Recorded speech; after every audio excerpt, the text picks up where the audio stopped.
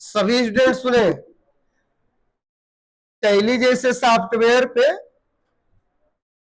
यदि आप कोई सर्विस पे टैक्स काटना चाह रहे हैं, सर्विस पे, तो सबसे पहले पहले आप वाउचर पे जाना है आपको, और सबसे पहले पहले F11 बटन प्रेस करना है। कौन सा बटन? और यहाँ पे सुन लीजिए सभी स्टूडेंट्स, जीएसटी को यस कर देना है। उसके बाद से सेट अल्टर जीएसटी को भी यस कर देना है। सबको ध्यान से देखें।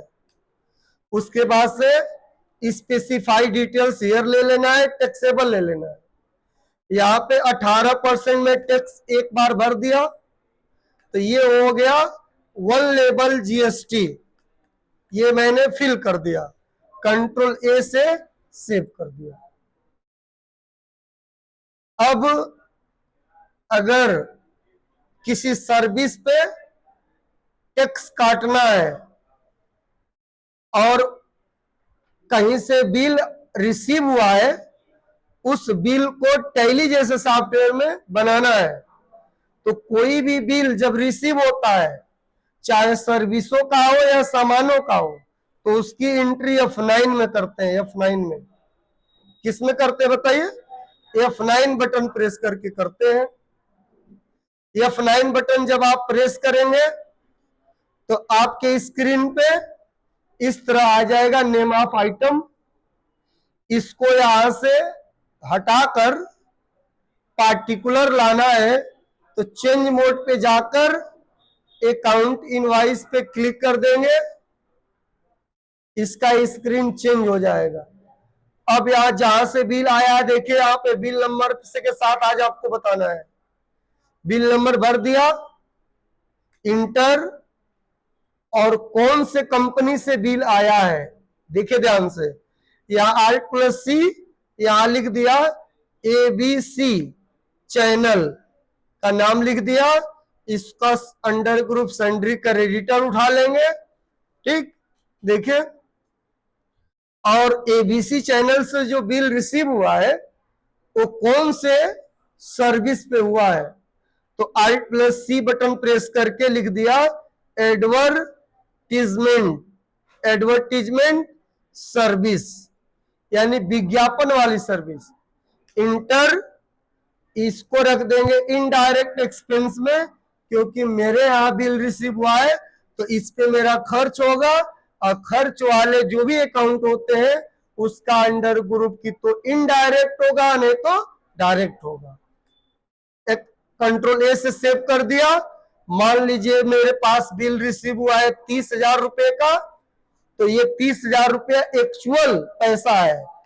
इस पे CGST और SGST भी लगा है, तो Alt+C बटन प्रेस करके CGST का अकाउंट बना देंगे, ड्यूटीज एंड टैक्सेस। ये मेरा एक एग्जांपल है, आप इस एग्जांपल को देखकर कोई भी एंट्री कर सकते हैं सर्विस वाला। GST, CGST, इस पे आप भर देंगे 9%, देखिए 2700 CGST काट दिया। फिर Alt+C SGST, duties and taxes, GST, और यहाँ पे SGST 9%, कंट्रोल ए से सेव कर दिया, एक्सेप्ट कर लिया। ये मैंने बिल को देखकर बना दिया, इसका पैसा मैं बाद में पेमेंट करूंगा, बट मैं अकाउंट को लिख दिया। अब एक और सिखा दूं, बिल फॉरवर्ड करना। सुन रहा है ना सब कोई? बिल फॉरवर्ड करना। मान लीजिए कोई एक पॉलिटेक्निक या बीटेक संस्था है जहां पे एडमिशन होता है और बिल को बनाकर स्टूडेंट को दिया जाता है टैक्स के साथ, तो इसका एंट्री F8 में करेंगे। F8 में मैं एक ही कंपनी पे बता दे रहा हूं, दो एग्जांपल। ये दोनों एग्जांपल दोनों अलग अलग संस्थाओं में होगा, एक जगह पे नहीं होगा, लेकिन सर्विस पे टैक्स काटने वाले जो भी होंगे, मेरा ये ट्रांजैक्शन देखकर, ये एग्जांपल देखकर वो टैक्स काट सकते हैं। अब Alt+C में एक स्टूडेंट को बिल भेजकर दिखा दे रहा हूं, विपुल कुमार लिख दिया, इसका अंडर ग्रुप सन्ड्री डेबिटर जिसको बिल फॉरवर्ड किया जाता है क्रेडिट पे। अब देखिए यहां से F8 बटन को प्रेस किया हूं, देखिए F8 विपुल कुमार का लेजर बनाया हूं। उसके बाद यहां देखिए Alt+C, यहां देखिए MBA कोर्स, MBA कोर्स, इसका under group indirect income, indirect income ले लिया। कंट्रोल ए से सेव। मान लीजिए कोर्स का फीस 40,000 है। यहाँ पे देखिए किसी भी कंपनी पे एक अकाउंट एक बार बनाने देता है, इसलिए मैं यहाँ पे CGST नहीं बना पाऊंगा। इस कंपनी पे पहले से बना है तो CGST यहां से सिलेक्ट करूंगा, CGST, और फिर उसके बाद से SGST।